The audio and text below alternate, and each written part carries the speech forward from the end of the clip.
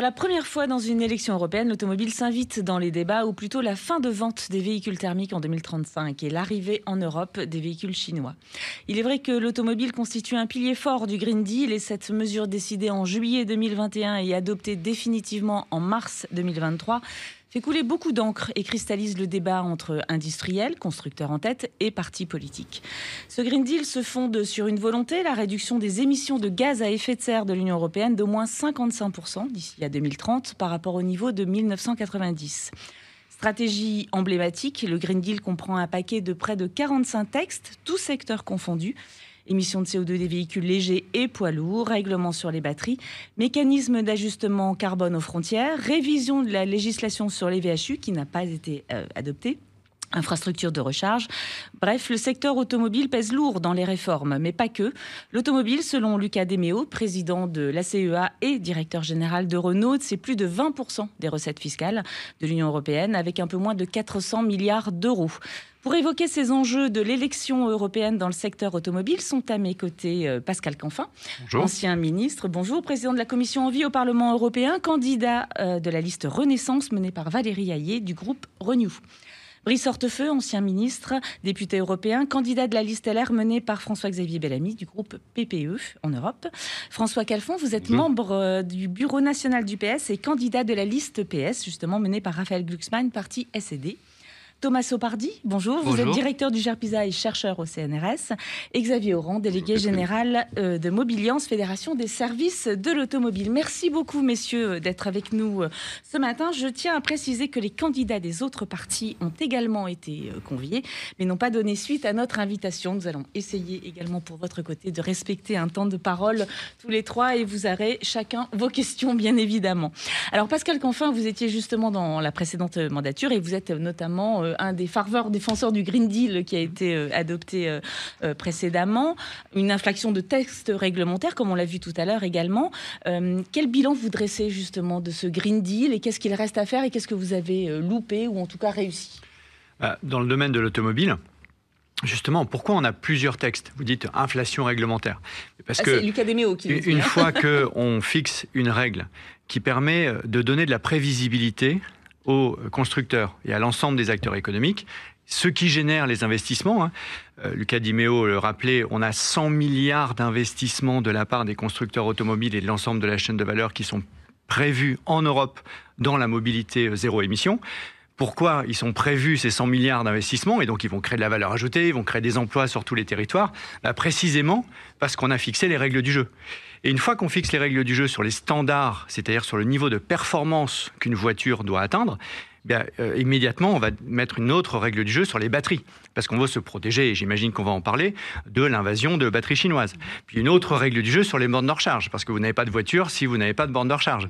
Et on continue comme ça. Et ce n'est pas une inflation pour le plaisir de prendre des normes pour prendre des normes. C'est juste que si on veut être cohérent, si on veut couvrir l'ensemble des enjeux, l'économie circulaire, le recyclage des batteries, la question du sourcing des matières premières, etc., eh bien, sur tout ça, sur tous ces enjeux qui concernent l'ensemble de la chaîne de valeur, il faut fixer des règles du jeu qui donnent la prévisibilité aux investisseurs et aux acteurs économiques et qui planifient, qui organisent. Parce que si on n'organise pas et qu'on ne planifie pas, honnêtement, on n'a aucune chance de réussir la bataille du climat. Alors, on parlera de cette planification, contrairement à ce qu'avait fait également le gouvernement chinois il y a une dizaine d'années vis-à-vis des véhicules électriques. J'avais quand même une question sur cette échéance de 2035 qui est essentielle, en fait, pour nos auditeurs et pour tous les salariés de l'industrie automobile. La liste LR se rassemble, Brice Hortefeux, au sein du groupe PPE, dont est issue évidemment Ursula von der Leyen. On entend aujourd'hui des critiques sur cette fin de vente des véhicules neufs thermiques en 2035 et votre candidat notamment propose de revenir sur cette décision. Est-ce que c'est possible ? Et récemment, le groupe PPE également semblé plus nuancé en tout cas sur cette suppression de cet objectif ou ce retard d'échéance. Qu'est-ce que vous en pensez et qu'est-ce que vous pouvez dire aujourd'hui ? Je vais vous dire ce que j'en pense et puis surtout je vais aussi vous dire ce que je pense de ce que vient de dire Pascal Canfin. Très bien. Parce que ça se tient. En réalité, je pense que nous sommes tous, même y compris les listes qui ne sont pas représentées, nous sommes à peu près globalement tous d'accord sur l'objectif de réduction des émissions de gaz à effet de serre et ainsi de suite. Mais il y a une différence. Et moi, je pense que dans une démocratie, c'est très sain qu'il y ait des différences. Et je pense même d'ailleurs que le progrès, c'est la conséquence de la démocratie. Et la démocratie, elle s'illustre par la confrontation des idées. Et c'est la confrontation des idées, des positions, qui permet le progrès. Donc, si on partage cet objectif commun, c'est vrai que je suis en total désaccord avec ce qui vient d'être exprimé très posément d'ailleurs et clairement par Pascal Canfin, à savoir que c'est grâce à la réglementation que les choses bougent. C'est pas du tout comme ça que nous voyons avec François-Xavier Bellamy les choses. Nous pensons que, et surtout nous observons, que la réglementation entend imposer à notre industrie automobile, pour rester sur ce sujet, le rythme, les modalités pour obtenir cette neutralité carbone. Et nous pensons qu'il n'y a pas besoin de cela, que l'Europe doit se cantonner, mais c'est très important, à la fixation des objectifs, et qu'ensuite il appartient soit aux États, soit aux industries, soit aux États et aux industries, d'innover, d'imaginer, de chercher pour arriver à l'objectif. Mais ce n'est pas à l'Europe d'accumuler les normes et les règles. Pascal Canfin, quelque part, il symbolise quelque chose. Et finalement, c'est déjà bien d'ailleurs de symboliser quelque chose, parce qu'il y a pas de gens qui symbolisent rien du tout, mais il symbolise quelque chose. C'est que, vous savez, j'ai fait un petit calcul, je ne pense pas qu'il soit faux.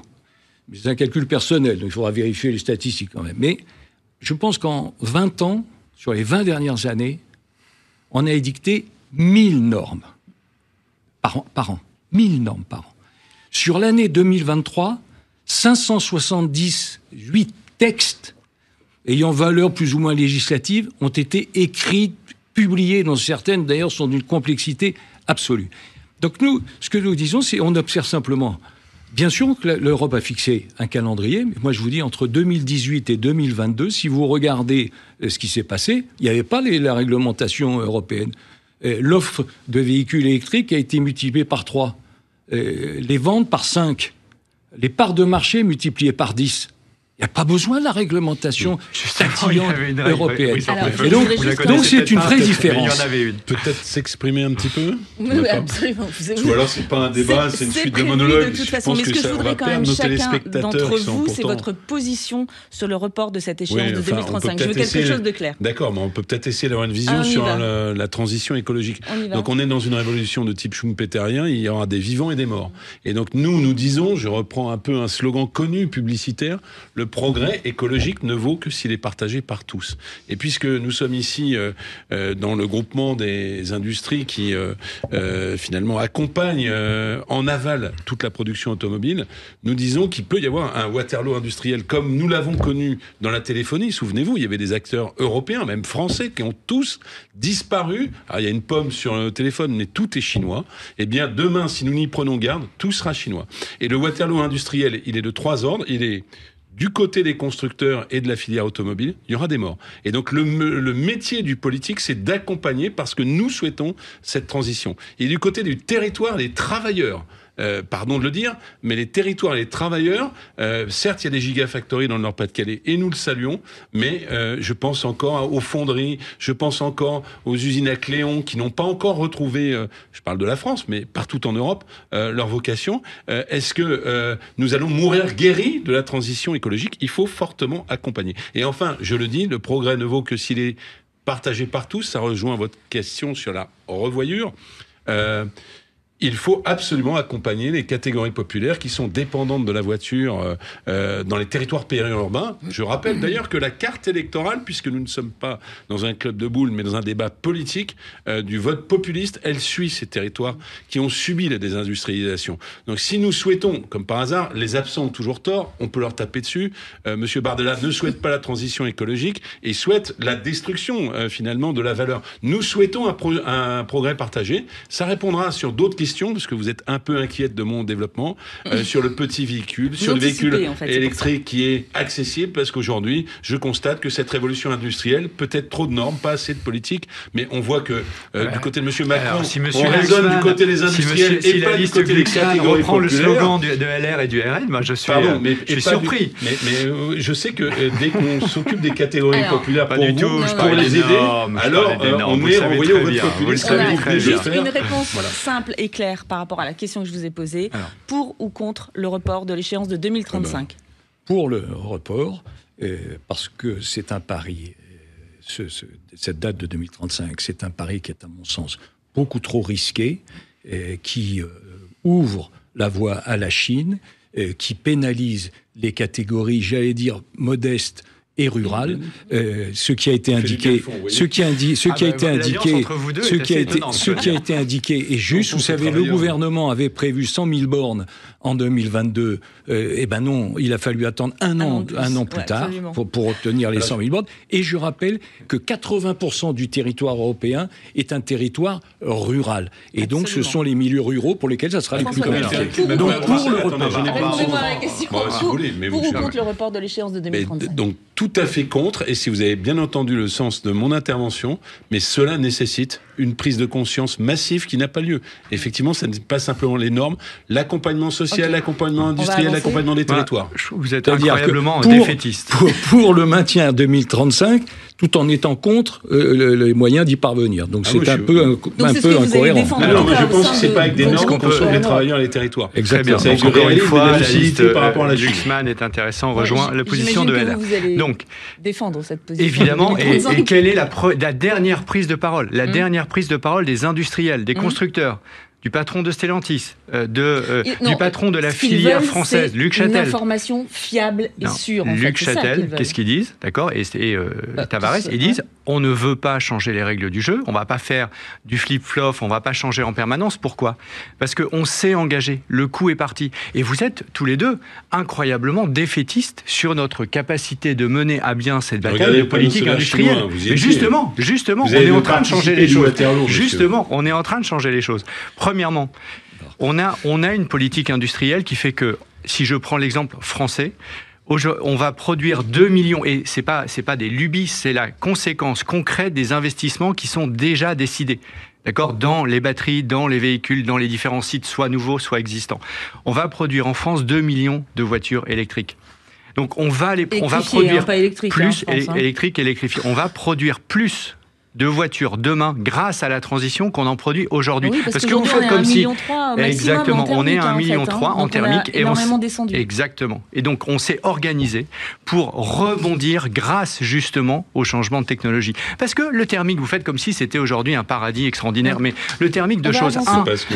On a baissé la production en France, thermique, pas électrique, thermique. Au contraire, l'électrique on augmente. Et deux, on est dépendant de qui sur l'électrique ? Sur le thermique, on est dépendant de qui ? On est dépendant des pétroliers, on est dépendant des Saoudiens, on est dépendant des Saoudiens. Nous, on est pour taxer les superprofits pour financer la transition écologique. Je parle des pays. Parce que vous n'avez pas le financement de la transition écologique. Soit on s'interrompt, il y a une règle simple. Soit on passe notre temps à s'interrompre, soit on permet d'avoir un débat clair, s'il vous plaît. Alors, justement, juste pour faire demander, je ne sais pas à qui je m'adresse, si c'est à Pascal Canfin ou Canfin Pascal, parce que excusez-moi, c'est extrêmement allez-y. 2035, c'est l'échéance géniale. Très bien, parfait. Effectivement, c'est ce qu'a dit Emmanuel Macron dans un tweet. Très bien. 2 ans avant, Emmanuel Macron dit exactement l'inverse. Et Bruno Le Maire le dit avec beaucoup de force. Si vous voulez, c'est ça qui est insupportable dans la vie publique. On affirme une chose un jour, on dit l'inverse le lendemain. Et là, on a un exemple typique de ce que fait la majorité présidentielle, la liste Renaissance à laquelle Pascal Canfin appartient, c'est-à-dire qu'on défend une position qui est une position en Europe et puis une position différente à Paris. Pas du tout. Et nous, je pense que la vie publique et donc la vie économique, industrielle, sociale gagnerait à ce qu'il y ait de la constance et de la clarté. Et là, il y a de l'incohérence et de l'obscurantisme. Alors, on verra après les alliances entre les différents sur la scène européenne. Thomas Sopardi, j'avais quand même une question sur cette échéance de 2035 du point de vue des industriels. Quels seraient les impacts en fait d'un report de cette échéance ? On parle de 2038, 2040. Qu'est-ce que ça peut dire pour les industriels que sont les constructeurs et les équipementiers, bien évidemment ? Alors, les constructeurs, je pense qu'ils ne veulent pas que les règles du jeu bougent, comme on l'a vu aux États-Unis avec chaque majorité présidentielle. On met un coup à la décarbonation, puis on enlève. C'est très compliqué, les investissements dans l'automobile, c'est sur des temps très longs. On doit décider les plateformes, puis on doit décider les modèles, puis on doit décider les investissements. Et avec l'électrification, il y a des volumes d'investissement énormes. Donc, c'est clair qu'ils ne veulent pas que ça bouge trop. Ceci dit, il est aussi vrai que par rapport à il y a 2 ans, il apparaît qu'aujourd'hui, l'électrification est plus problématique qu'on ne le pensait. Et donc, que finalement, l'objectif de 2035 peut être plus problématique pour 2 raisons qui sont évoquées. Un, on n'a pas encore les véhicules abordables qu'il faudrait pour monter rapidement un part des marchés. Et donc, on a attaqué l'autre marché. C'est relativement simple. Quand vous vendez des véhicules électriques avec 600 km de batterie et qui ont les prestations que les acheteurs des véhicules premium ont l'habitude d'avoir, ça va assez vite. Par contre, quand vous descendez en gamme et vous avez des véhicules avec des batteries plus faibles, parce qu'aujourd'hui l'arbitrage s'est fait sur l'autonomie, c'est plus compliqué, étant donné aussi ce qui est évoqué, les retards dans les déploiements des réseaux des charges, dans beaucoup de pays européens d'ailleurs. Eh bien, les scénarios qui paraissaient viables il y a 2 ans, un peu plus problématiques aujourd'hui. Donc, je pense que les constructeurs sont en train de chercher des arbitrages, un peu plus de souplesse. On entend aussi les termes neutralité technologique qui avaient été sortis du tableau, qui revient. Et je pense qu'aujourd'hui, on n'entend pas, on voit très clair. Quand Luca Di Maio dit « je veux un pacte européen », et après, on lui demande, mais alors, est-ce que vous êtes pour ou contre les reports de 2035 ? Il ne répond pas clairement. Et je pense que l'industrie automobile est en train aussi de voir quels vont être les résultats des élections pour comprendre comment les rapports de force à Bruxelles vont bouger et qu'est-ce qui vont être aussi les points de vue des politiques. Parce qu'on sait qu'il y a des pays, on l'a vu sur les recettes, l'Italie, la Pologne, beaucoup de pays de l'Europe de l'Est, l'Allemagne aussi, qui se positionne aujourd'hui de manière ambiguë sur cette échéance de 2035. Donc voilà un peu l'état du jeu. Tout à l'heure, M. Hortefeux n'avait pas l'air de comprendre notre position, je vais la préciser. Nous sommes pour tenir 2035, mais je vais prendre les 3 conditions par lesquelles on va tenir 2035. D'abord, la question de l'acceptabilité, vous venez d'en parler, c'est pour ça que je voulais réagir. Celle du petit véhicule. Quand M. Canfin nous dit on monte en puissance dans la construction du gros véhicule en Europe, précisément... mais c'est ce que vous dites. Vous êtes extraordinaire. C'est la conséquence du tout. Alors, tout à l'heure, vous me disiez, il ne faut pas interrompre. Donc maintenant, je vais quand même essayer de développer mon propos. Le problème, c'est que les véhicules construits en Europe, construits en France, c'est le gros véhicule, précisément celui qui est en train de construire le point aveugle de la consommation de véhicules électriques. C'est-à-dire que les catégories populaires, les classes moyennes ne peuvent plus accéder à ce véhicule, ce qui fait que Stellantis préfère importer des véhicules chinois. Non, mais d'accord, mais ça, c'est la première condition par laquelle on va réussir, c'est si on passe ce mur de feu technique qui a été de faire des petits véhicules accessibles en Europe. Aujourd'hui, ça n'est pas le cas. La deuxième chose, c'est de se protéger parce que du retard a été pris. Et donc ça passe par la taxe carbone à l'importation qu'il faut déployer. C'est déjà le cas en faisant en sorte qu'elle ne soit pas simplement sur les matières premières, mais aussi sur des matériaux déjà construits d'une certaine manière pour éviter le simple assemblage en Europe. Ça passe bien sûr par les taxes douanières, non pas à tout va, mais vis-à-vis de la Chine. Et donc un travail de conviction vis-à-vis de l'Allemagne qui préfère pour l'instant, vendre ses véhicules à haut de gamme en Chine et éviter la réciprocité des taxes qui pourraient intervenir. Là, vous déroulez tout le reste de l'émission. On va prendre point par point. Ce sera plus clair pour nos auditeurs. Ce sera plus simple. La complexité, c'est pas simplement des silos ou des tranches de saucisson. C'est quelque chose qui fait système quand même. Donc je voudrais qu'on parle du consommateur, puisque c'est ce qu'on a évoqué effectivement. Absolument. Mais MACF, c'est un petit peu moins le consommateur. Donc aujourd'hui, on voit bien qu'en Europe, il y a quand même un ralentissement en fait de la demande. On voit bien que les chiffres et les parts de marché du véhicule électrique sont en train de stagner. On est à 12%, on reste à 12%. En France, évidemment, on est plus haut. En Allemagne, ça se casse la figure parce qu'il n'y a plus de bonus.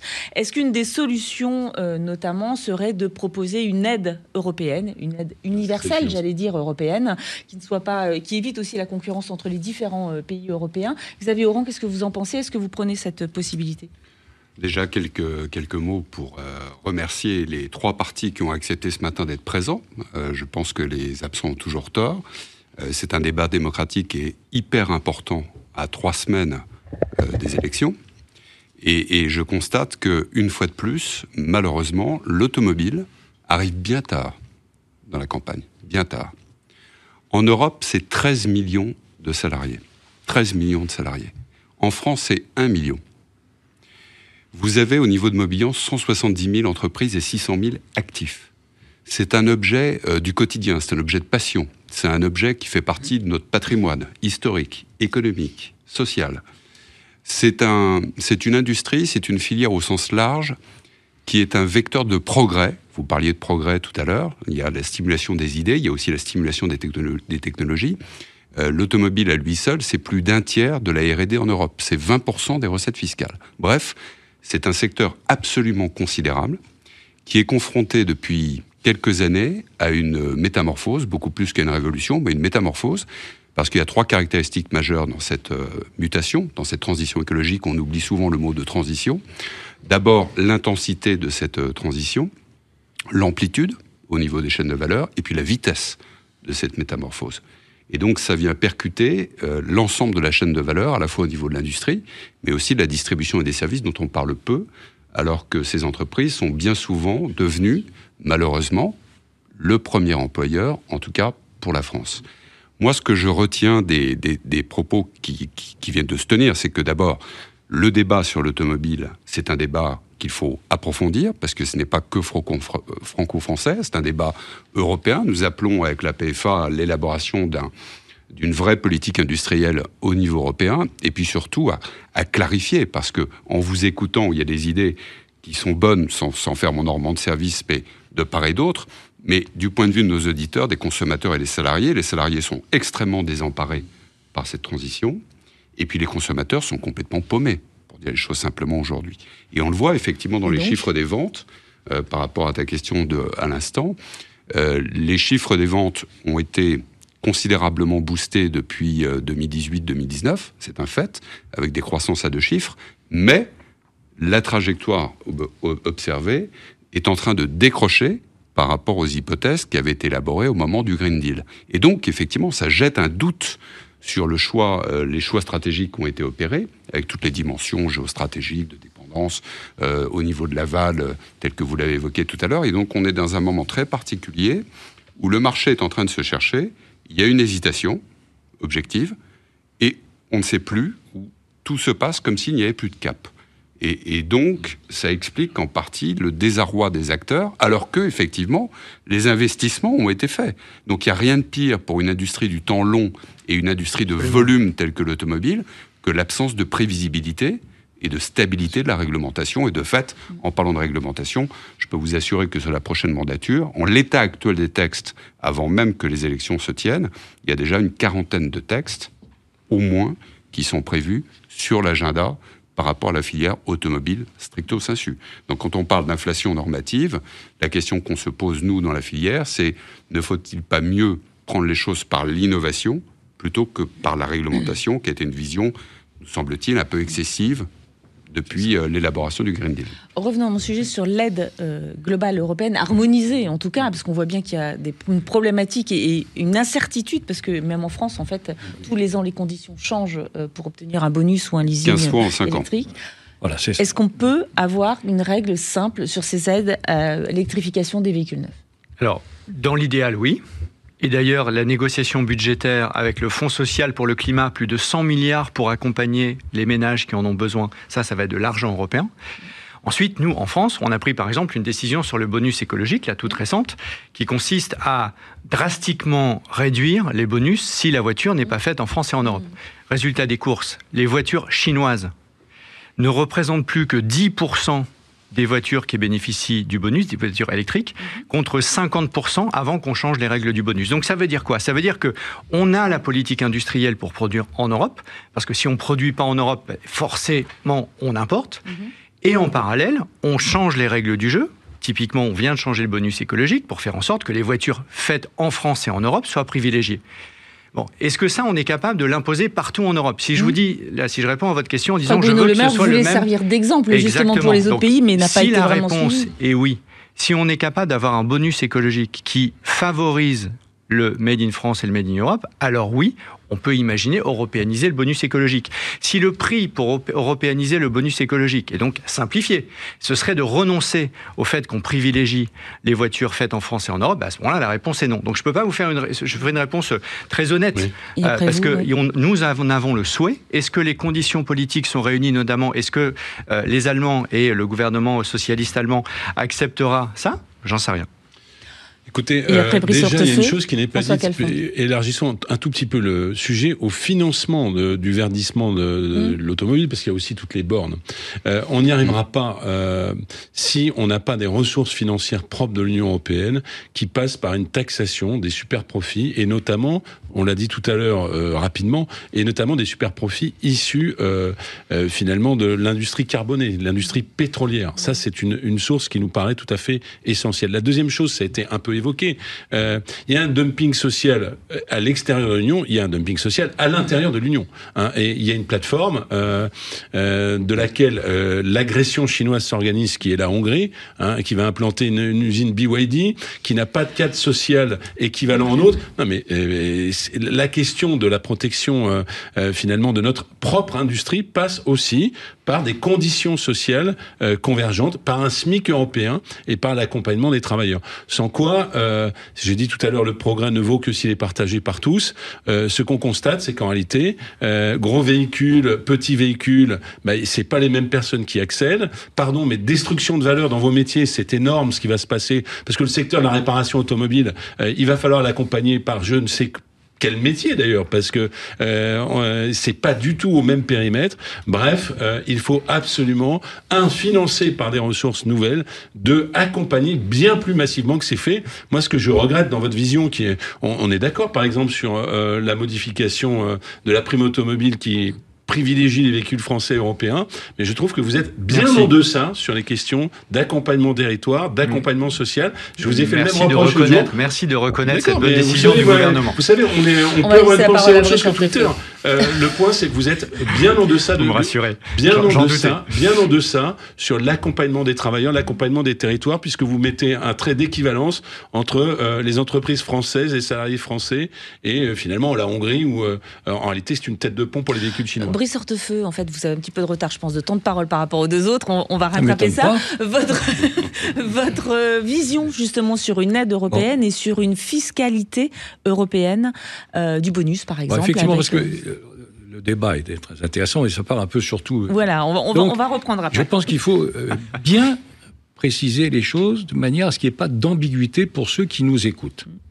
Vous avez posé une première question, la date de 2035. Pascal Canfin, la liste Renaissance, la majorité présidentielle sont totalement pour. Le représentant de la liste Glucksmann, le représentant de la liste Glucksmann, socialiste, et puis, je ne sais plus, il y a un autre... Place publique, voilà. Merci de me le rappeler. Il est pour, mais pas tout à fait. Bon. Moi, j'indique, au nom de la liste de François-Xavier Bellamy, que nous sommes contre l'interdiction des ventes après 2035. Donc, vous voyez, il y a au moins 3 représentants qui sont là. On n'a pas les mêmes positions. Tout à fait. Malgré le fait que les industriels attendent quand même une certitude plutôt que d'avoir en permanence des allers-retours. Exactement. C'est exactement le sujet, d'ailleurs. Deuxième élément, concernant les aides. Vous l'avez effleuré. C'est vrai que je ne l'avais d'ailleurs moi-même pas fait attention. Et c'est en préparant cette rencontre que j'ai retrouvé ce chiffre. 5 ans, 15 modifications des aides à l'achat. Naturellement, c'est un maquis incompréhensible. Et ça, c'est la responsabilité de la majorité présidentielle, de M. Pascal Canfin, de Mme la tête de liste, et du président de la République. Il avait oublié son nom. Mais parce que vous êtes des pros. Pardon, je suis comme l'opinion. C'est vrai, ça fait tellement... Vous êtes un nouveau en politique, monsieur Hortefeux. Vous êtes un nouveau en politique, on le sait bien. J'ai du mal à retenir les noms. Je vous en prie, continuez. Et donc, les représentants de ces listes disent oui, il faut des aides à l'achat. Bon, moi, j'observe que, encore une fois, en 5 ans, 15 modifications, que l'Allemagne a décidé à la fin de l'année dernière de supprimer toutes les aides, que d'ailleurs ça a entraîné immédiatement une réduction de 50% de ces ventes, en tout cas sur le premier trimestre des véhicules électriques. Et la question qui se pose est double. Là, vous voyez, là aussi une différence, c'est que vous proposez un impôt européen. Absolument. Et nous disons exactement l'inverse. Donc, nous sommes pour après 2035 et nous sommes totalement opposés à la création d'un impôt européen. Donc, c'est effectivement une différence. Troisième réflexion, et là je me retourne aussi vers le représentant de la majorité présidentielle, Pascal Canfin, c'est penser qu'on peut encore rajouter des aides. Mais pardon, on vit dans quel monde? Vous connaissez, là, en l'occurrence, d'européaniser les dispositifs, pas de rajouter des aides, monsieur Hortefeux. Vous connaissez la situation de nos finances publiques déjà à nous. On va expliquer aux autres comment dépenser quand on a 3100 milliards effectivement de dettes, quand on a un déficit de 173 milliards, quand on a un chômage qui juste, vous l'avez un peu effleuré, un chômage qui en été recommence à monter. J'ai pris le chiffre le plus optimiste, c'est celui de l'Observatoire de la métallurgie, qui explique que dans le meilleur des cas, cette politique aboutira à la destruction de 65 000 emplois. C'est le plus optimiste. Moi, j'ai vu des chiffres de 100 000, 300 000, 65 000. Et on explique, nous, qu'il faudrait des aides harmonisées à l'échelon européen. Mais attendez, c'est une blague. Donc, naturellement, ça ne peut pas se faire. Il faut retomber sur terre. Les Allemands ne voudront jamais. Des voitures. Non, c'est pas le sujet. Est-ce que vous... Ça, c'est pas le sujet. La conséquence de dire... Non, mais vous on parlait des subventions. La conséquence de dire, ah bah oui, ça va détruire des emplois pour solde de tout compte, c'est en réalité... Mais vous devriez assumer, M. Hortefeux. Mais par tempérament, concernant les aides, monsieur Hortefeux, s'il vous plaît. Concernant les aides, est-ce que vous voulez une aide harmonisée en Europe? Est-ce que vous voulez poursuivre les subventions? Et comment vous vous positionnez sur ce sujet? D'abord, ce qui est important dans ce domaine, comme dans tous les autres, c'est la lisibilité dans la durée. Bon, quand on change 15 fois les règles en 5 ans, c'est incompréhensible et illisible. Donc, il faut qu'il y ait une politique qui s'inscrit dans la durée. Deuxième élément, expliquer qu'il faut des aides européennes. Aujourd'hui, vous avez des pays, à commencer par l'Allemagne, qui s'y opposeront, qui refuseront. Donc, encore une fois, il faut regarder la réalité. On est d'accord là-dessus, monsieur Hortefeux. Et pas participer au bal des autruches dans le déni. Arrêtez de faire un faux débat tout seul. Arrêtez de faire un faux débat tout seul. C'est exactement ce que j'ai dit. J'ai dit, nous, on a posé des conditions qui me semblent maintenant, après quelques changements, je suis d'accord avec vous, parce que c'est nouveau, on a tâtonné, c'était pas parfait. Et puis les acteurs eux-mêmes nous disaient, ça, il faudrait le changer, Donc on l'a changé maintenant. Ah oui, pour changer, c'est vrai. Oui, mais quand on innove dans l'innovation technologique, on innove aussi dans les politiques publiques qui accompagnent. Alors c'est vrai, on a tâtonné un peu. Maintenant, tout le monde reconnaît autour de cette table qu'on a le bon dispositif. On ne va pas le changer, je vous garantis, on va continuer. Si on peut faire en sorte qu'il soit porté partout, si on peut faire en sorte... Monsieur Canfin, on peut vous interpeller quand même. Mais c'est pas un débat, vous m'interrompez au milieu de ma phrase. L'expression directe. Non, mais la vérité, c'est que... Non, mais sur la question de l'aide aux véhicules, c'est très bien. Je la reprendrai quand vous aurez fini. D'accord, mais la vérité... c'est pas un débat. Ça a coûté combien? On a 3300 milliards de dettes. Donc, il y a un moment donné... Vous êtes extraordinaire. Vous êtes extraordinaire. Je vous interpelle sur la question du financement. Toute la gauche n'arrête pas de nous dire Macron, l'ultra-libéral, austéritaire. Et vous dites c'est scandaleux, vous devriez dépasser les déficits publics.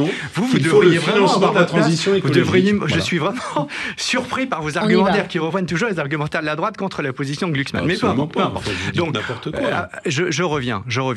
On ne veut pas nécessairement, et je suis d'accord avec vous, avoir un dispositif européen de financement. On veut garder notre dispositif national. Si on arrive à faire en sorte que tous les Européens se mettent d'accord sur la règle qu'on a fixée nous, à savoir pas de subventions publiques aux véhicules qui ne sont pas faits en France et en Europe, est-ce que vous êtes d'accord avec ça? J'imagine que oui. Donc si vous êtes d'accord avec ça, ça revient exactement à européaniser. Si on n'y arrive pas, notamment parce que le gouvernement social-démocrate de M. Scholz en Allemagne s'y opposerait, à ce moment-là, on garde le dispositif français. Donc pas de faux débat, je pense qu'on est d'accord entre nous sur ce sujet. Alors, Thomas Sopardi, une clause de revoyure a été prévue en 2026 et on voit bien qu'en les différents pays européens, il y a des dissensions et il y a des problématiques d'harmonisation, en tout cas des idées et des volontés de discussion au Parlement européen. Qu'est-ce que peut amener cette clause de revoyure? On sait bien que l'Allemagne avait posé des conditions, notamment avec des carburants e-fuel, pour pouvoir adopter cette échéance de 2035. Qu'est-ce que vous pensez justement de cette clause et qu'est-ce qu'elle peut apporter véritablement? Alors, c'est une clause de tous les dangers, au sens qu'on ne sait pas qu'est-ce qui va se passer à ce moment-là. On sait que les Allemands, au départ, parce que Volkswagen avait toutes les raisons de basculer, d'aller tout électrique, étant les premiers constructeurs en Chine, en part des marchés à l'époque, il ne l'est plus aujourd'hui, et ayant été très marqué par les scandales du Dieselgate. Donc, il est arrivé avec une stratégie tout électrique à renouveler son image et en même temps à aligner la stratégie européenne avec ses enjeux chinois. Donc, l'Allemagne s'est un peu fracturée parce que les constructeurs premium allemands, eux, n'étaient pas sur cette même trajectoire. Ils auraient plutôt préféré une transition plus lente, plutôt avec l'hybride que les véhicules à batterie. Et donc, on a vu la VDA, l'organisation qui représente les intérêts des constructeurs allemands, ne s'est positionnée pas de manière très claire sur 2035. Et donc, la clause des revoyeurs était plutôt amenée pour permettre les fameux e-fuels. Ça a été intégré, les carburants synthétiques, à la dernière minute, plutôt via les partis libéraux allemands que le parti social-démocrate. Cette arrivée à la dernière minute des carburants synthétiques crée beaucoup de confusion parce qu'effectivement, ça permet, si un moteur thermique peut fonctionner avec un carburant qui est neutre en carbone, de continuer à exister après 2035. Donc d'un coup, on dit même que la loi ne prévoit plus la fin du moteur thermique, mais fin aux véhicules qui n'ont pas zéro émission. Donc si un véhicule thermique est à zéro émission parce qu'il a un carburant synthétique, eh bien, il peut survivre après 2035. Mais cela ouvre la porte à d'autres modifications et à d'autres aménagements.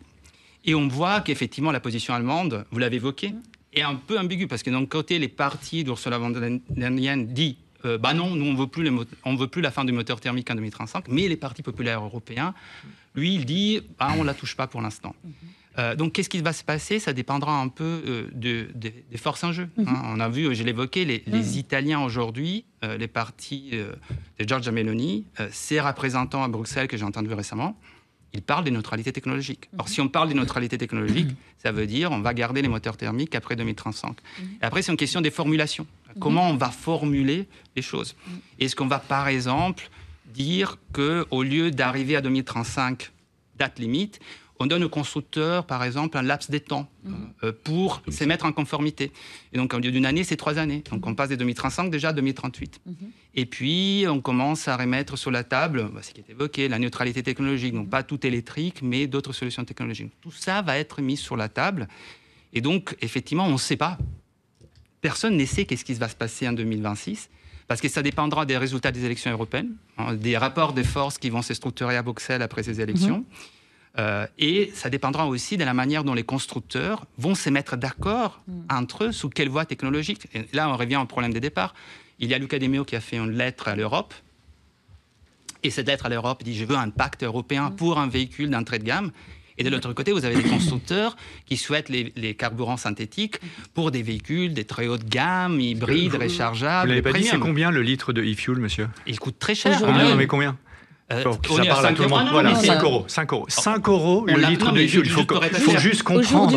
Savoir de quoi on parle. 5 euros le litre de e-fuel. Je suis tout à fait d'accord avec vous. Ce n'est pas une solution technologique viable. Je parle juste de ce qui est sur la table et des enjeux. Vous avez raison. Les carburants synthétiques, on a plus besoin pour les avions qui n'ont pas d'électrification comme solution que pour les voitures. Mais tout cela est sur la table parce que les constructeurs premium, on l'appelait aussi la loi Ferrari. On l'appelait aussi ça. Donc c'est clair, c'est une loi pour les riches. Il n'empêche que ça réouvre les débats et la clause de revoyure peut être un moment où on se pose pour redéfinir les pactes, ces fameux pactes verts, qui sont aussi les pactes européens demandés par la PFA, demandés par Luca De Meo. Et donc on dit, on reste dans cette direction-là, mais on redéfinit les pactes. Et c'est très important que tout le monde se mette d'accord, qu'il y ait une vision commune de l'ensemble des acteurs, parce qu'il y a un jeu énorme où ça peut être un moment de très grande confusion, où chaque parti continue à tirer la couverture de son côté, et on sort de là avec la même situation qu'on a aujourd'hui. C'est-à-dire qu'aux États-Unis et en Chine, vous avez un cap très clair, des politiques très organisées, des constructeurs très alignés. Et en Europe, malheureusement, on a beaucoup de lois qui répondent aux bonnes questions, mais qui ne sont pas coordonnées les unes avec les autres pour donner un cap clair à l'ensemble des acteurs. Et les acteurs eux-mêmes ne sont pas vraiment d'accord entre eux.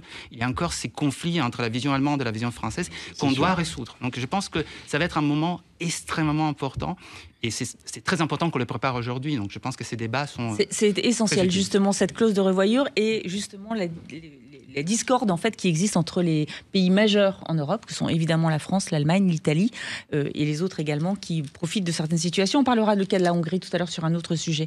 Brice Hortefeux. Pour revenir à ce qui a été dit, encore une fois, ce que je trouve intéressant, c'est qu'on comprenne bien quelles sont nos différences. J'ai dit, je vais rebondir sur ce que vous venez d'évoquer. Il y a une première différence entre nous, c'est la date de 2035. Nous n'avons pas le même calendrier. Deuxième différence entre nous, il était proposé un impôt européen. Nous sommes hostiles à tout impôt européen. Troisième élément, et visiblement en face de moi, vous deux là pour le coup, vous êtes sur l'idée que c'est obligatoirement 2035 l'électrique. Pas du tout. C'est même pas écrit dans la loi. Non, mais vous êtes ce que vous avez dit, c'est ce que je comprends de ce que. D'avoir le temps de parole pour le dire. Comme ça vous donnera l'occasion de le préciser. Mais pour l'instant, vous ne lirez pas. Je trouve que c'est moi qui l'ai négocié cette loi. Je la connais un peu. Vous ne lirez pas le mot électrique. Je ne sais pas si vous avez tellement raison d'en être fier, mais enfin, ça c'est un autre débat. Très fier. Je peux vous dire que quand on voit tout ce qu'on est en train de faire en termes de capacité industrielle, donc la différence, c'est que nous, attendez, la différence, c'est que nous pensons qu'il faut qu'on atteigne l'objectif, mais que pour parvenir à l'objectif, qui est la liberté aussi de l'entreprise, la liberté technologique. Il y a peut-être d'autres solutions. Il peut y avoir les piles à hydrogène, il peut y avoir d'autres choses. L'hydrogène fait partie des solutions. Vous êtes un peu comme M. Bardella, vous ne lisez pas les textes que vous votez, lisez la loi. Bien sûr. Lisez la loi, monsieur Hortefeux. Lisez la loi, s'il vous plaît. Il n'y a pas le mot électrique, il y a la neutralité technologique. Non, mais je ne peux pas lire objectivement, je ne veux pas lire tout ce que vous soutenez, parce que vous soutenez tellement de règlements, tellement de normes, tellement de bureaucratie, tellement de choses comme ça. C'est vrai qu'on sature. C'est vrai qu'on sature. Mais donc c'est une troisième différence, parce que dans les faits, au-delà des textes, dans les faits, vous êtes totalement concentré, mobilisé, et vous voulez imposer la voiture exclusivement électrique, alors qu'il existe d'autres dispositifs et que l'on doit permettre cette innovation. C'est une troisième différence. 100% d'accord avec vous, monsieur Hortefeux. Notamment au Parlement européen, pendant cette clause de revoyure, face aux Allemands, face aux Italiens et face aux autres pays. Monsieur Hortefeux, avec beaucoup de métiers... On y va directement à la réponse. On peut quand même répondre à Monsieur Hortefeux, ou alors c'est un interrogatoire. Absolument. Monsieur Hortefeux, avec beaucoup de métiers, pointe les désaccords des uns des autres. Moi, je pointe un désaccord fondamental avec Monsieur Hortefeux, c'est qu'en réalité, sous couvert de questions dilatoires, vous n'êtes pas un sincère partisan de la transition écologique, puisque à chaque fois qu'on met des taquets de dates, finalement de transformation réelle, vous dites ça gêne les gens, nous 2035 on va repousser à la Saint-Glinglin. Eh bien c'est pas comme ça qu'on répond à l'urgence climatique. Permettez-moi de vous le dire. Ensuite, sur la question de 2035, ce que je ne cesse de dire ici, c'est que oui, nous sommes très fermes sur l'engagement de transition écologique et de décarbonation, notamment de la voiture. Mais cet enjeu de décarbonation, on vient de voir qu'il y a une chute des ventes de véhicules parce que la classe moyenne, les classes populaires ne peuvent pas accéder aux véhicules électriques. Eh bien, ça veut dire que tout est dans l'accompagnement. C'est pour ça, je ne suis pas un fanatique de l'impôt, mais c'est pour ça que je parle du financement de cette transition, ou alors la revoyure, ce sera la victoire des gros véhicules allemands et de cette fausse solution, ça a été dit, du e-fuel. Eh bien, il faut... la question n'est pas celle de la date, mais d'assurer qu'à la date, nous soyons bien aux objectifs. Aujourd'hui, je dresse un signal d'alerte très fort. Nous ne sommes pas aux objectifs sur la question de l'importation des véhicules, et y compris des plateformes chinoises en Europe. Nous ne sommes pas à l'objectif sur la question de l'inclusion des travailleurs, des territoires et des consommateurs. Et donc, nous risquons d'être dans une situation délicate au moment de cette revoyure. Et par rapport à vos collègues européens du Parti socialiste, en fait, quelle position vous allez défendre en 2026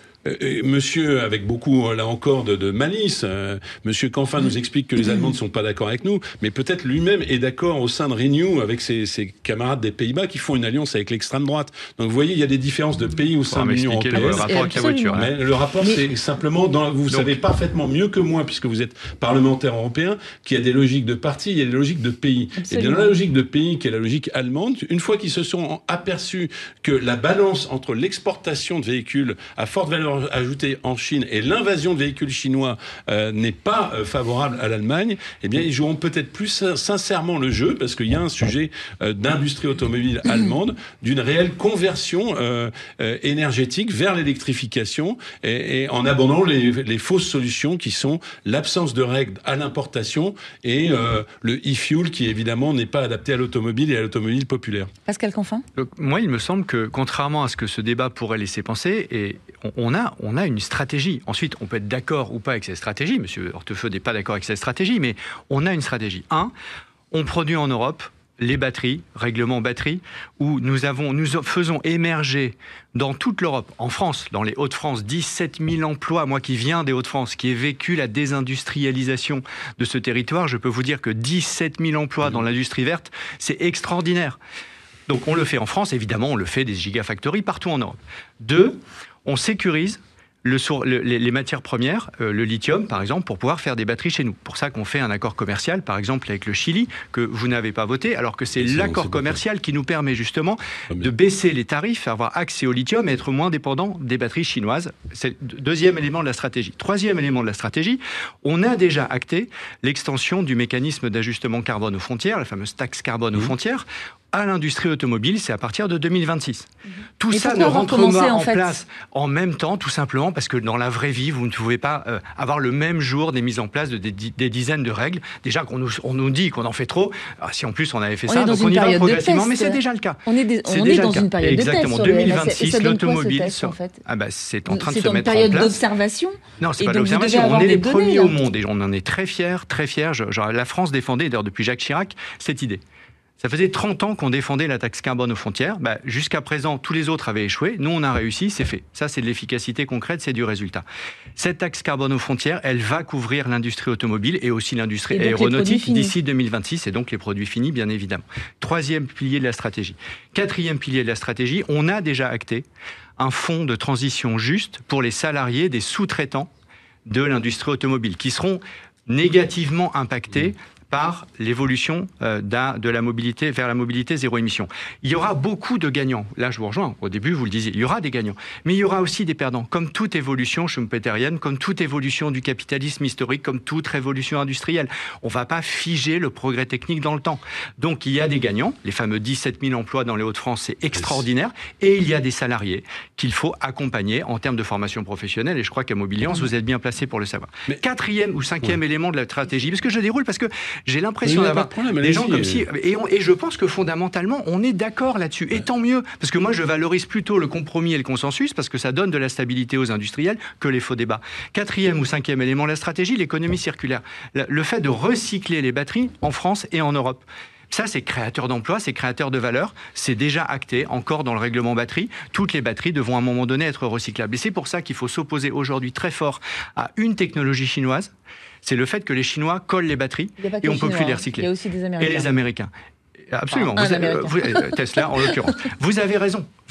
Et donc, il faut absolument... Alors, je suis désolé, monsieur Hortefeux. Mais ça, c'est pas prévu dans le règlement aujourd'hui. Parce que ça fait une règle en plus. Mais il faut qu'on adapte. Il se trouve que quand on a pris la règle, cette technologie n'existait pas. Donc, vous ne pouvez pas réglementer un truc qui n'existait pas. Donc, ce qu'on va dire, et moi je suis absolument pour ça, c'est de dire on ne pourra vendre en Europe que des batteries que l'on peut recycler. Et donc, cette batterie collée chinoise, elle n'est pas recyclable. Et donc, il faut arrêter. Même si, à court terme, elle est moins chère. Et c'est toute la tension. Et là aussi, arrêtons les faux débats. La tension, c'est que parfois, une technologie est moins chère. Alors, vous allez dire, mais il faut que les voitures soient moins chères. Non, parce que dans la durée, il faut être capable de garder la valeur ajoutée chez nous. Et donc, on se battra pour cette recyclabilité. Moi, ce que je prétends dans ce que vous dites, parce qu'après tout, tout ça est un monde merveilleux. Mais le monde merveilleux, ça a été dit tout à l'heure, c'est entre 60 000 et 200 000 destructions d'emplois nets, même si dans les Hauts-de-France, et je m'en réjouis, je ne suis pas fait d'un seul bloc, il y a des créations d'emplois.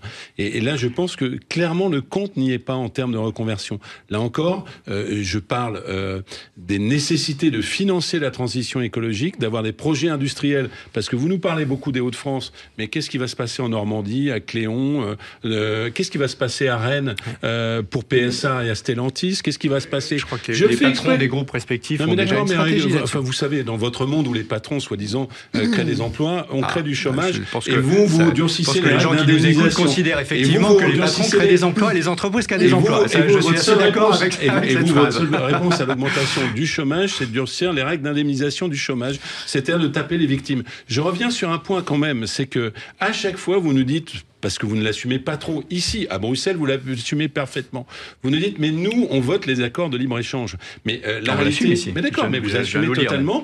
La réalité, c'est que quand on vous parle de taxes à l'importation des véhicules chinois, là, il n'y a plus personne. Bien sûr que si. Et vous nous vendez de manière discrète l'accord de libre-échange avec le Chili. Vous êtes quel est le pays, quel est le gouvernement, quel est le gouvernement, monsieur Calfon, qui a demandé... Vous êtes ici autour de cette table, le représentant d'une majorité qui vote tous les accords de libre-échange. Absolument pas. Nous sommes opposés au Mercosur, vous le savez très bien. Okay. Vous savez très bien que c'est pas vrai. En fait, vous allez préconiser effectivement le report de cette échéance de 2035, mais qu'est-ce qu'il advient justement des investissements dans les gigafactories qui ont eu lieu notamment sur le sol français. Est-ce que ce n'est pas un risque justement pour ces industriels qui ont investi des milliards d'euros, et notamment des industriels français, hein. On a évidemment les deux constructeurs, mais pas que. On a aussi des fabricants de batteries comme Verkor, qui est une société grenobloise, en fait, qui a investi en France. Qu'est-ce qui va se passer pour cette industrie de la batterie ? Non, mais il y a plusieurs sujets. Bon. Premier sujet, encore une fois, je le souligne, c'est dans les propositions qui sont avancées, il y a des propositions classiques de la gauche. On propose un nouvel impôt. Voilà, c'est très simple. Je précise simplement que notre pays compte déjà 480 impôts, cotisations et taxes. Finalement, vous proposez d'en rajouter... À l'échelon européen. Oui, ça fait malgré... Si c'est à l'échelon européen, ça veut dire que les Français, naturellement, le subiront. Donc, ça veut dire que vous proposez un 481e impôt et taxe. Je veux dire, effectivement, vous avez raison, c'est dans vos gènes, c'est dans votre ADN. Quand il y a un sujet, on rajoute un impôt. Deuxième réflexion, je viens d'écouter ce que vient de dire Pascal Canfin sur la Chine. La réalité, c'est assez amusant, amusant ou inquiétant. Vous êtes dans un monde virtuel, en vérité. C'est que la réalité, quelle est-elle ?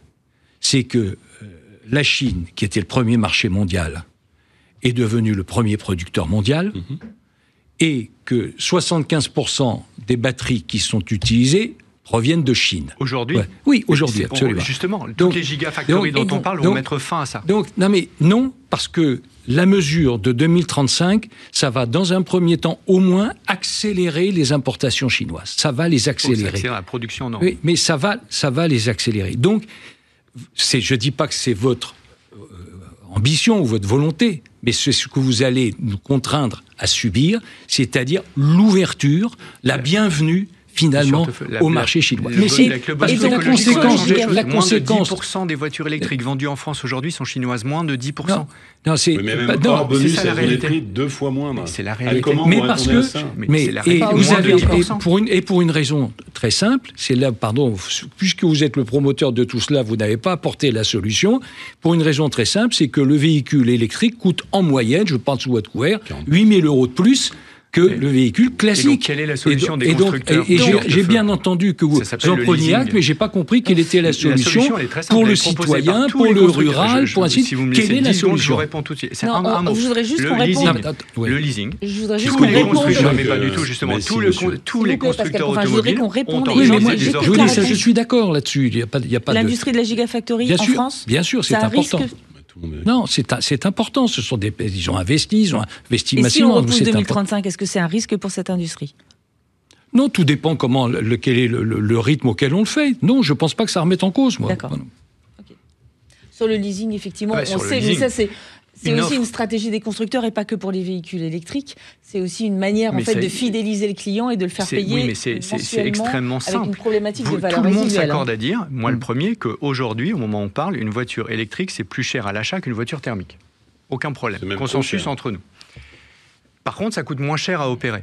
Je vous rappelle qu'un plein de voitures électriques, si vous le faites le soir chez vous, une charge de voiture électrique, si vous le faites le soir chez vous, c'est 4 €. Si vous le faites sur un parking de supermarché, ça peut monter à 12. Et si exceptionnellement vous le faites sur l'autoroute, ça peut être plus cher. Mais si vous le faites chez vous, parce que M. Hortefeux disait tout à l'heure que c'est un truc d'urbain, déconnecté, hors sol, etc.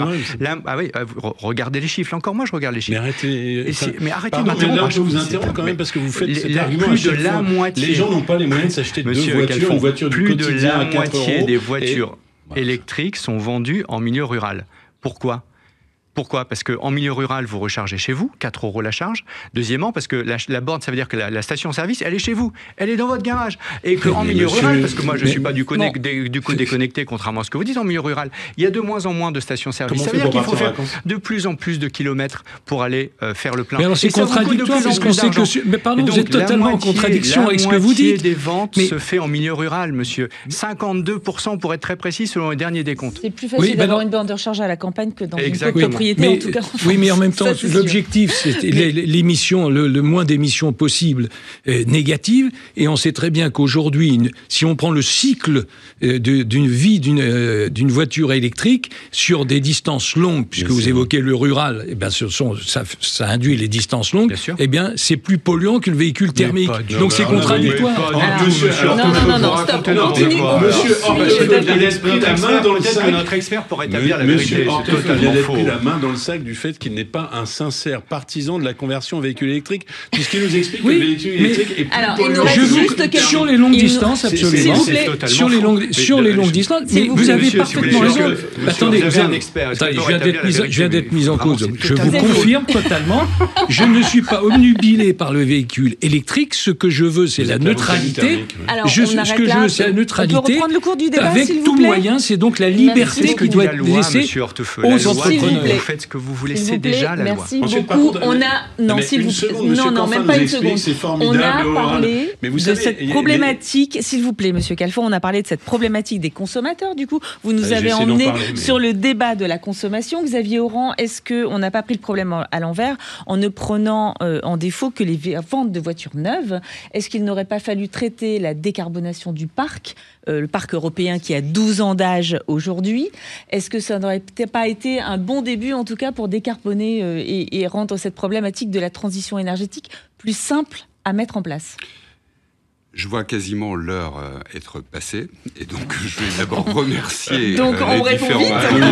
Donc on répond vite aux questions. Non, simplement d'un mot, parce que vous êtes tous invités très régulièrement sur les plateaux de télévision, et je pense que c'est un débat qui concerne l'opinion publique française et l'opinion publique européenne. C'est pas une filière neutre, encore une fois, c'est une filière qui est aux avant-postes de la transition écologique. Donc, si elle réussit, cette filière est capable de tracter des progrès technologiques, économiques et sociaux absolument considérables. À l'inverse, si c'est un échec dans ses multiples dimensions, et on voit bien toute la complexité d'un débat, mais qui touche les gens, les salariés, les entreprises, dans leur quotidien. Donc c'est un dossier certes complexe qu'il ne faut pas simplifier, mais il faut embrasser à 360 degrés, en fait, toutes les problématiques qui sont posées. Et ce que je constate, c'est que l'étude d'impact, en quelque sorte, qui n'a pas eu lieu au moment où le Green Deal a été élaboré, on est en train de la faire de manière un peu continue et à essayer d'aligner toutes les conditions nécessaires à la réussite de cette transition écologique. Et c'est bien l'objectif de la prochaine mandature. Moi, ce que je retiendrai, simplement, non pas pour conclure, parce que la conclusion, elle se fera le jour de l'élection, et puis ensuite, au-delà, pendant la mandature, avec des logiques de partis et de pays qui promettent d'être effectivement assez complexes. Je pense qu'il ne faut pas perdre de vue l'éléphant qui est un peu dans la pièce. Je ne parle pas du Parti socialiste, je parle du parc automobile mondial. Et on aime les éléphants. Je n'en sais rien, moi j'aime bien les éléphants. Mais ce qui est massif en termes d'éléphants, c'est le parc. Parce que 2035, au-delà de l'échéance, l'objet, c'est bien le climat. C'est la protection du climat. Sans aucune naïveté, parce que c'est une compétition mondiale où personne ne fera de cadeau à l'Europe. Les États-Unis et la Chine accélèrent comme jamais en termes de technologie, en termes de réindustrialisation, en termes d'investissement, en termes de compétences. Et l'Europe me semble être prise en étau entre deux blocs qui, elles, ont des stratégies parfaitement assumées et qui vont continuer à déployer de manière ultra rapide. Donc l'urgence, c'est l'Europe, et d'essayer d'harmoniser au niveau politique des positions, pour l'instant, très confuses entre la France et l'Allemagne, en particulier à l'égard de la Chine, mais pas simplement. Je pourrais parler tout aussi bien du nucléaire, parce que pour faire du véhicule électrique, il faut d'abord revenir à l'origine, c'est-à-dire l'énergie qui est produite, ainsi que les infrastructures. J'essaie d'aller vite, parce que pour nos auditeurs et pour le grand public, c'est important. Quelques millions d'immatriculations auront lieu d'ici 2035, en termes de véhicules neufs, dans le monde. Dans le monde, vous avez 100 millions de véhicules qui sont vendus neufs à peu près chaque année, entre 85 et 100 millions. Mais vous avez un parc d'1,4 milliard de véhicules qui sont tous thermiques. Donc le sujet, il est massif. Et enfin, en termes de prix, évidemment, c'est l'acceptabilité sociale. Aujourd'hui, en Europe, dans les dernières études que nous avons faites avec la PFA, nous sommes sur un différentiel de prix de l'ordre de 50 à 55% entre le thermique et l'électrique. 55%. C'est ça la réalité. Donc, ce qui fait qu'on est condamné quelque part, effectivement, à avoir des finances publiques si tant est que ce soit soutenable en France ou en Europe, de pouvoir soutenir ce marché électrique, sinon il va s'effondrer. On le voit en Allemagne. C'est pas vrai à l'usage. D'où la question des ressources. En tout cas, la question des ressources sur le plan des finances publiques français ou européens, ça c'est à vous d'en décider au niveau politique. Mais en tout cas, la question se pose. Et je constate simplement qu'en Chine, et je m'arrêterai là, la parité entre le thermique et l'électrique, ils y sont. Ils y sont. Et enfin, en 2035, en Chine, vous aurez 17 millions de véhicules thermiques qui seront produits. J'avais une dernière question, si c'était possible pour vous tous. On a vu BYD, des constructeurs chinois, qui pour éviter et qui éviteront de toute façon les droits de douane compensatoires, même s'ils sont effectivement votés par la Commission européenne, vont s'implanter sur le sol européen. On a vu BYD en Hongrie, SAIC de la marque MG en fait cherche également une usine et va bientôt l'annoncer également sur le sol européen. Évidemment, ce sont des pays qui sont choisis pour les incitations qu'ils proposent notamment pour ces constructeurs. Il y a donc un problème, un souci d'harmonisation, j'allais dire, fiscale bien sûr, mais sociale également. Thomas Soupardi, je crois, et après vraiment une réponse super rapide de chacun d'entre vous sur ce sujet d'harmonisation sociale dans les différents pays européens. Alors, les sujets d'harmonisation sociale concernent l'automobile au sens large. Ce n'est pas simplement les investissements chinois. On a vu beaucoup de délocalisations qui se sont faites parce que quand on a des différences dans les politiques fiscales et dans les coûts de travail aussi importants entre France, Roumanie, Pologne, République tchèque, Allemagne, c'est clair que les industriels, si on leur dit vous avez la liberté d'investir où vous voulez et mettre en concurrence pays et groupe de salariés à votre guise, ils vont le faire. Ça, c'est un problème des règles européennes. On ne peut pas en vouloir aux constructeurs d'optimiser ces stratégies d'investissement s'il en a l'opportunité. D'autant plus que si les concurrents font la même chose et vous ne le faites pas, d'un coup, les coûts de votre véhicule vont en pâtir les conséquences. Donc, ces problèmes existaient auparavant. Et aujourd'hui, on a une problématique. Effectivement, les pays de l'Europe de l'Est peuvent devenir la plateforme, le cheval de Troie des constructeurs chinois. On le verra aussi avec les batteries. Ça, c'est une autre problématique. C'est-à-dire, on crée des gigafactories en Europe, c'est très bien. J'ai entendu Luc Mathieu, le secrétaire général d'ACC, qui disait Seattle, les géants chinois, c'est les Mbappé du championnat du monde des batteries. C'est les plus forts.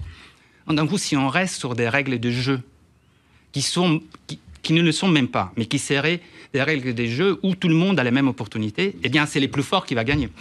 Et donc, il faut créer, je pense, un environnement en Europe qui protège dans la transition. Parce que autant l'industrie automobile est une industrie très forte, même si sur l'électrique, il y a un retard, autant notre industrie de la gigafactory, c'est un bébé. Il vient juste de sortir. Et il y a beaucoup de technologies différentes, beaucoup de choix qui peuvent être faits. Vous investissez aujourd'hui sur la mauvaise technologie, la mauvaise chimie, et vous n'avez pas une stratégie européenne pour savoir quelle va être la bonne chimie demain, sur quels matériaux on va parier.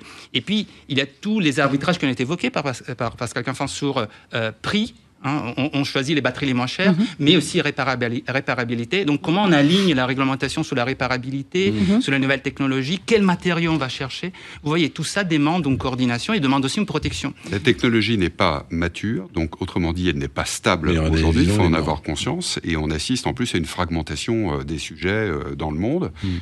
Donc ça devient franchement hyper complexe. Et donc pour un investisseur, qu'il soit constructeur, équipementier, distributeur, ou réparateur, ou recycleur, vous voyez le niveau d'incertitude aujourd'hui qui a été créé.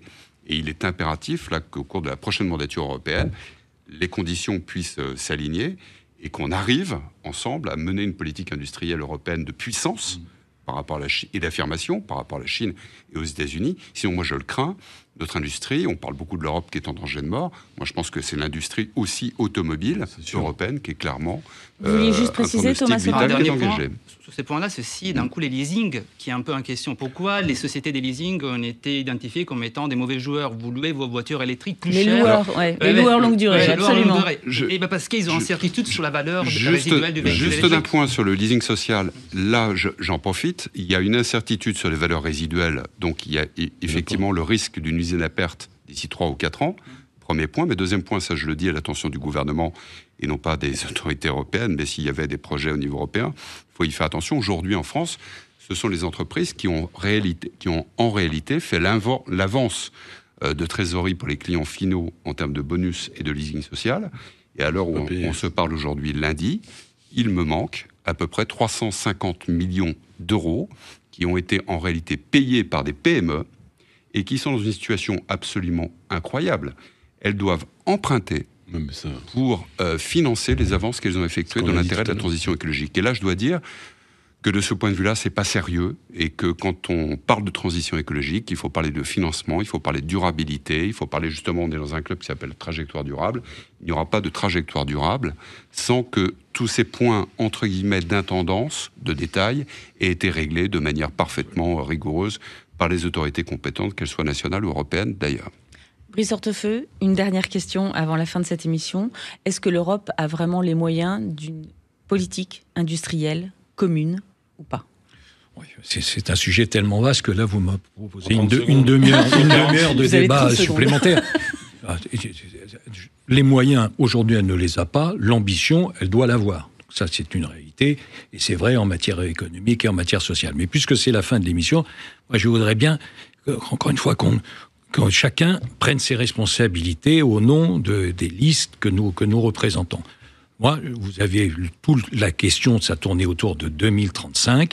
Il y a une différence entre nous, supplémentaire, et c'est que il y a ceux qui considèrent qu'il faut imposer, encadrer, normer, directiver pour que en 2035, ça soit le tout électrique. Et il y a d'un autre côté, nous, avec la liste de François-Xavier Bellamy, qui considérons que oui, l'objectif, c'est un objectif partagé, mais que l'objectif doit être fixé par l'Europe, mais les modalités pour y parvenir, c'est la liberté des entreprises. Parce que c'est de la liberté que naît l'innovation, que naîtra le progrès, j'ai cité les piles hydrogène, et ainsi de suite.